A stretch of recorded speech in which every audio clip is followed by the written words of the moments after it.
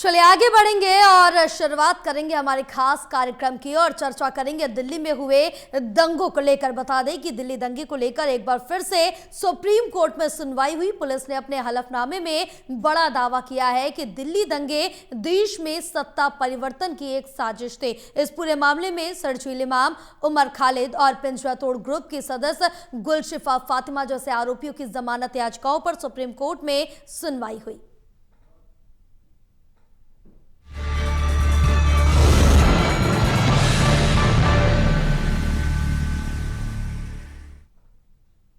तो इसी को लेकर आज हम चर्चा करेंगे। हमारे साथ खास मेहमान भी जुड़ेंगे, लेकिन उससे पहले दिखाएंगे आपको रिपोर्ट।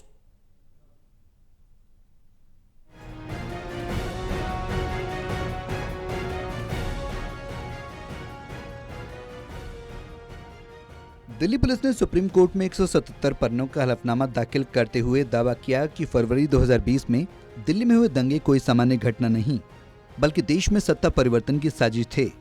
पुलिस के मुताबिक अमेरिकी राष्ट्रपति डोनाल्ड ट्रंप की भारत यात्रा के दौरान हिंसा भड़काने की कोशिश की गई ताकि अंतर्राष्ट्रीय मीडिया का ध्यान भारत की ओर खींचा जा सके।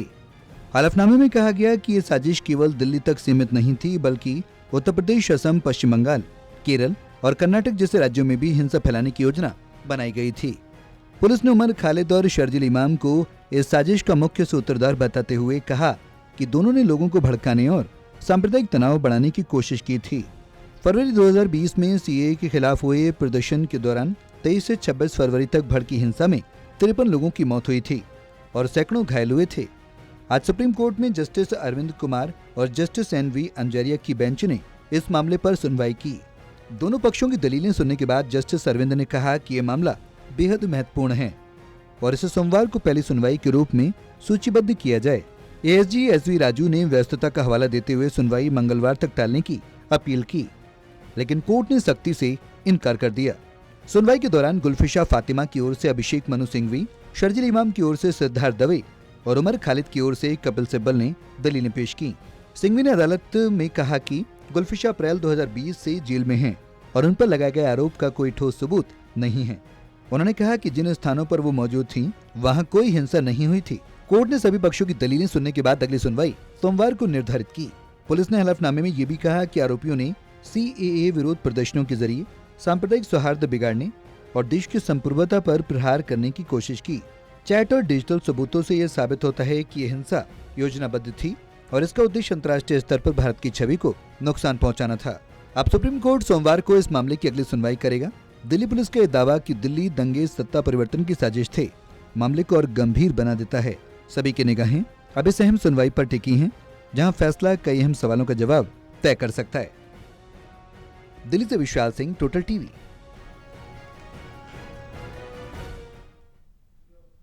चलिए चर्चा की शुरुआत करेंगे। हमारे साथ खास मेहमान भी जुड़ चुके हैं। सबसे पहले उनका तारुफ करा देते हैं। हमारे साथ मोहम्मद आसिफ, कांग्रेस प्रवक्ता है, जुड़ चुके हैं।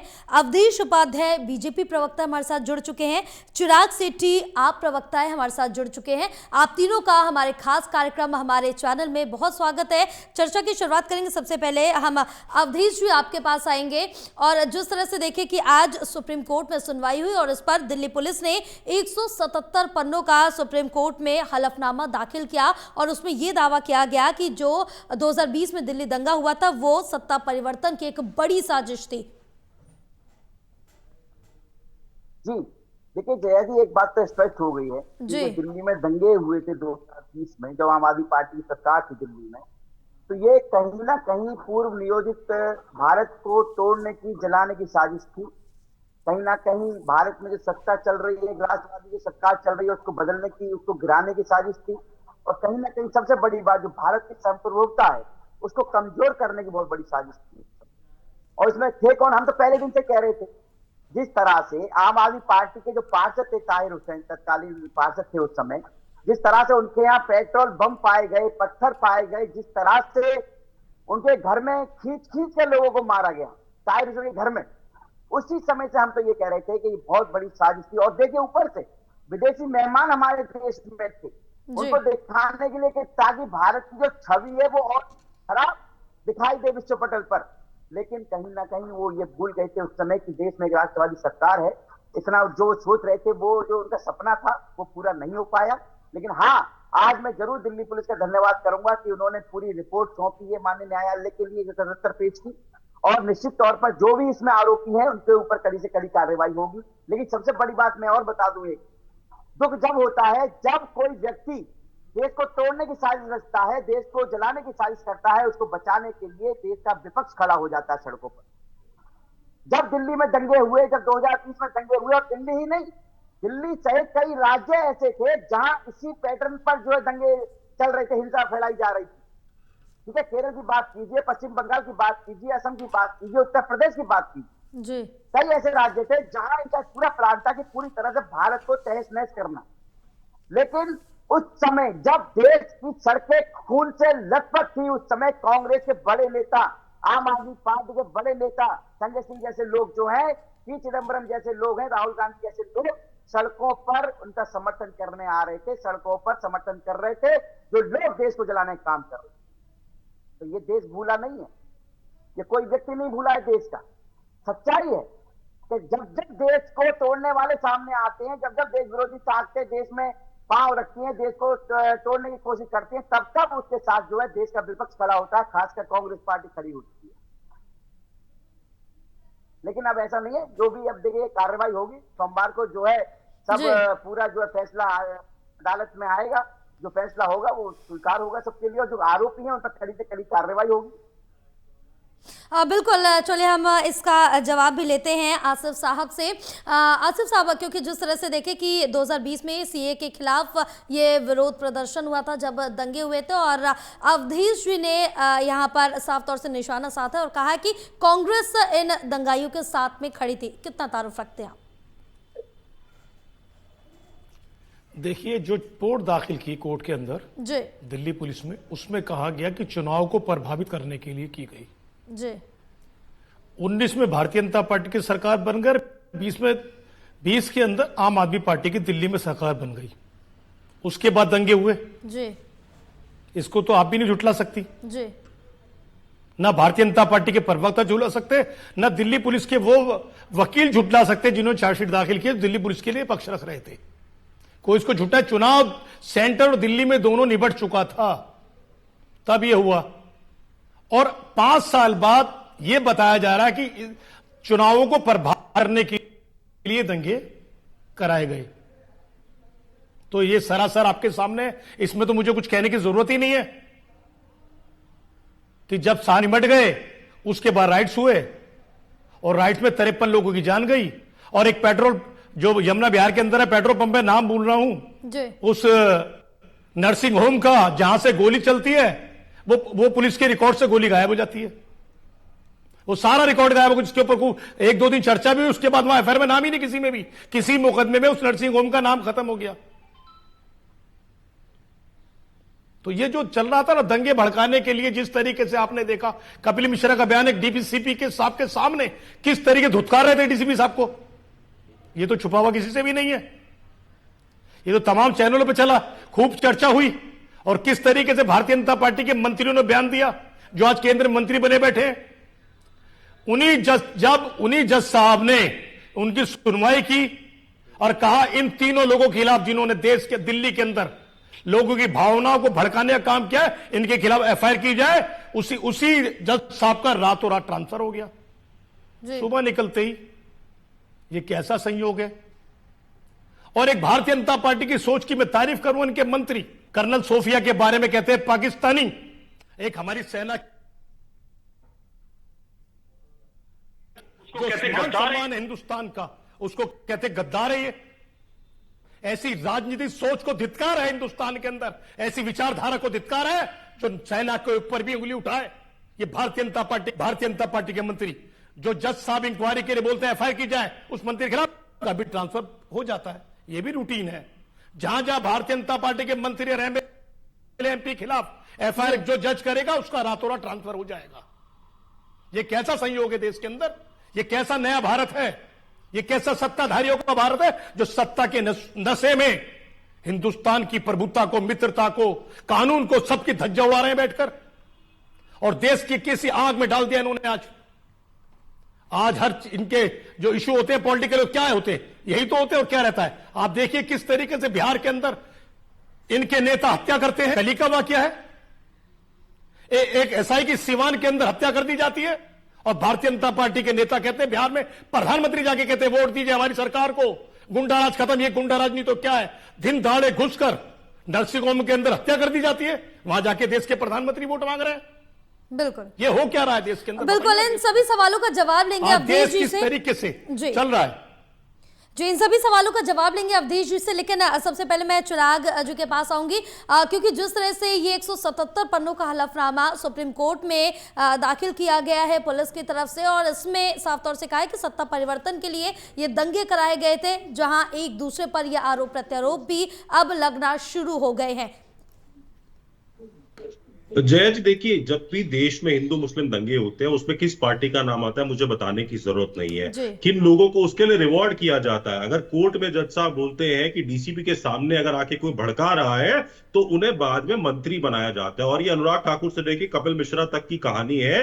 जब एक जज साहब आके ये बात बोलते हैं कि इन पर एफआईआर होनी चाहिए तो उनका ट्रांसफर तो होता है, पर जस्टिस मुरलीधर के ट्रांसफर पे अब भाई साहब आपके बीच में मैं नहीं बोला, अगर आपकी सुनने की क्षमता नहीं है तो आप छोड़ दीजिए डिबेट, कोई बात नहीं, डरिए मत, डरिए मत, डरने की जरूरत नहीं होती, ठीक है।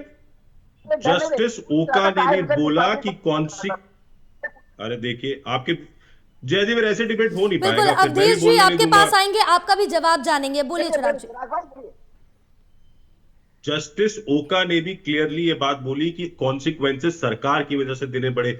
इस पूरी इन्वेस्टिगेशन में एसएचओ साहब पर भी फाइन हुआ है 25,000 रुपए का। आज हम ये जानना चाहते हैं कि 5 साल हो गए हैं, अगर आपके पास सारे सबूत है तो केस चलाइए। हम तो चाहते हैं कि वो लोग जो देश को तोड़ना चाहते हैं उन्हें जेल में डाला जाए, पर अगर आप उन्हें पुरस्कारित करेंगे, मंत्रालय देंगे, बड़े बड़े लॉ मिनिस्टर बनाएंगे, तो मुझे लगता है ऐसे प्रेसिडेंट्स और भी आएंगे। और आपके चैनल ने भी वो खबर चलाई थी कि कैसे कपिल मिश्रा जी वहां बैठे लोगों को उकसा रहे थे, कैसे बोल रहे थे कि आप जो है आगे बढ़िए।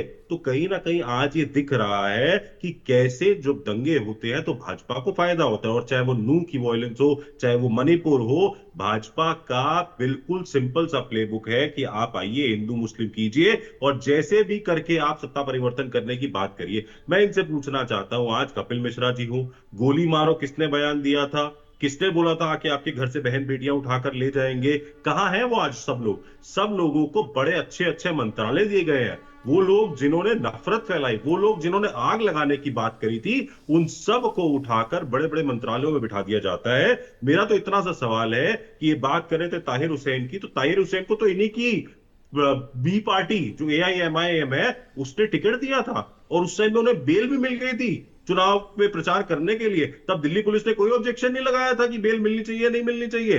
तो आज हम ये जानना चाहते हैं कि ऐसा क्या प्यार था भाजपा की बी टीम को, AIMIM को, कि उन्होंने ताहिर हुसैन को अपना कैंडिडेट बनाया। आज तो इनकी सबसे प्रिय पार्टी तो वही है, क्योंकि जहां भी इनको वोट की जरूरत होती है, जहां पे भी इन्हें वोट काटने होते हैं, वहां ही उसको भेज देते हैं। तो हमारा तो सिंपल सा पॉइंट है कि अगर आपके पास सबूत है, हमारे पास वीडियोज है कपिल मिश्रा जी की, तो उन पर एक FIR करने में भी दिल्ली पुलिस क्यों डर रही है?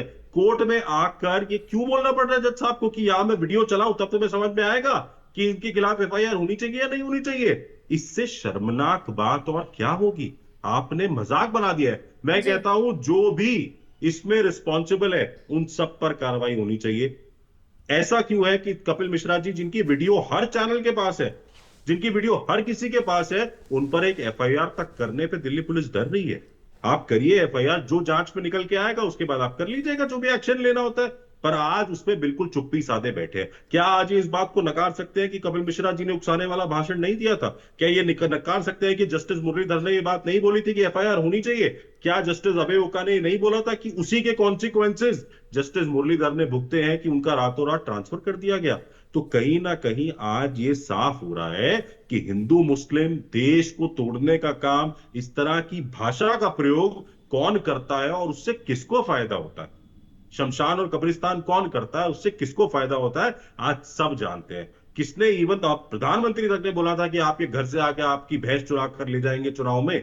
ये किसने बातें बोली थी? जहर घोलने का काम अगर कोई करता है तो वो भाजपा करती है। ऊपर से लेकर नीचे तक के जो लोग हैं उन सबको ये बोला जाता है जितना जहर आप उगलेंगे उतनी बड़ी कुर्सी आपको दी जाएगी, चाहे वो अधिकृत प्रवेश होना जी अधिकृत उप मुख्यमंत्री नहीं है, पर उन्हें उप मुख्यमंत्री की कुर्सी तो दी गई। कपिल मिश्रा जी को लॉ मिनिस्ट्री दे दी गई, क्यों? क्योंकि उन्होंने लॉ एंड ऑर्डर बिगाड़ा था, तो बोले आपने लॉ एंड ऑर्डर बिगाड़ा है तो आप आप जो है लॉ मिनिस्टर बन जाइए। तो कहीं ना कहीं आज हम चाहते हैं कि ये जो केस चल रहा है इसमें ट्रायल शुरू हो, और जो भी, मैं कह रहा हूं, जो भी इसमें लोग इन्वॉल्व है उन पर सब पर कार्रवाई होनी चाहिए। सिर्फ इसलिए कि आप सत्ता दल के साथ हैं तो आपको तो मिलेगा मंत्रालय, और आपकी जो वीडियोस है उनको डिलीट कर दिया जाएगा, इस तरह से कार्रवाई नहीं होनी चाहिए। अब बिल्कुल, जितने भी आपने सवाल उठाए, चले इसका जल्दी से जवाब ले लेते हैं। अवधेश जी से क्या कुछ कहना चाह रहे थे अब आप अपनी बात रखिए पूरी।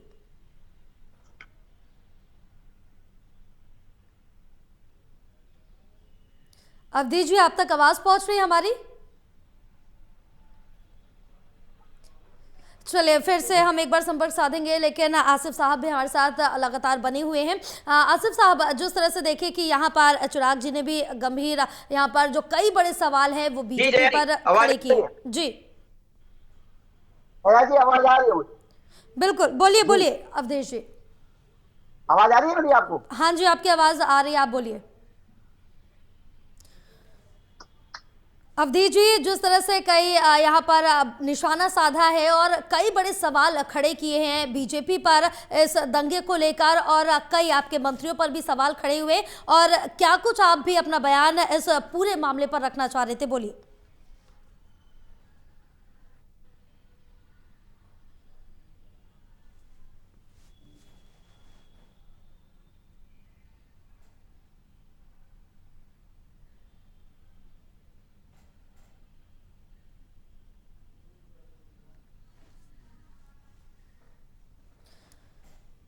चलिए एक बार फिर से संपर्क साधने की कोशिश करेंगे, हम आसिफ साहब के पास आएंगे। आसिफ साहब, क्योंकि जिस तरह से देखें कि यहाँ पर सभी दल, चाहे आम आदमी पार्टी हो, बीजेपी हो या फिर कांग्रेस हो, इस मामले को लेकर एक दूसरे पर भी गंभीर आरोप लगा रही, लेकिन अब जो पुलिस की तरफ से कहा गया है कि जो ये पूरा मामला था, पूरा दंगा था, सिर्फ और सिर्फ सत्ता परिवर्तन के लिए था।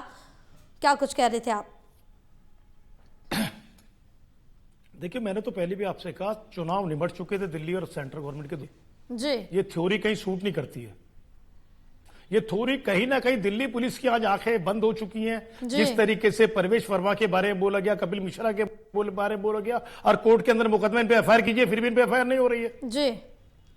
क्यों भारतीय जनता पार्टी इनको एफआईआर करने से रोक रही है? असल तो मुद्दा यह ना कि भारतीय जनता पार्टी क्यों अपने नेताओं के खिलाफ एफआईआर करने से रोक रही है, क्यों इन्वेस्टिगेशन नहीं होने देना चाहती? उसे मालूम है ना सजा होगी। हेड स्पीच में सारे के सारे जो आज के सेंट्रल मिनिस्टर हैं या दिल्ली सरकार के अंदर में तमाम लोगों को सजा होनी है, कोई नहीं बचेगा। आज नहीं तो कल इनको सजा होगी जब इनके खिलाफ इंक्वायरी होंगी और एफआईआर होंगी जी। तो भारतीय जनता पार्टी पूरी तरह देश के अंदर जो नफरत की राजनीति करती है, आज देश को नफरत की आग में झोल दिया है। आज किस तरीके नफरत के नाम पे वोट मांगते हैं, देश के प्रधानमंत्री मुजरा कह के वोट मांगते हैं, मंगलसूत्र की बात करते हैं जी। और आपने देखा होगा, मैं बड़े उससे कहूंगा कि उत्तर प्रदेश के एक मंत्री के खिलाफ उत्तर प्रदेश सरकार ने 100 से ऊपर मुकदमे दिए और एक ही जमीन के टुकड़े पर 27 एफआईआर अलग अलग जगह से हुई हैं।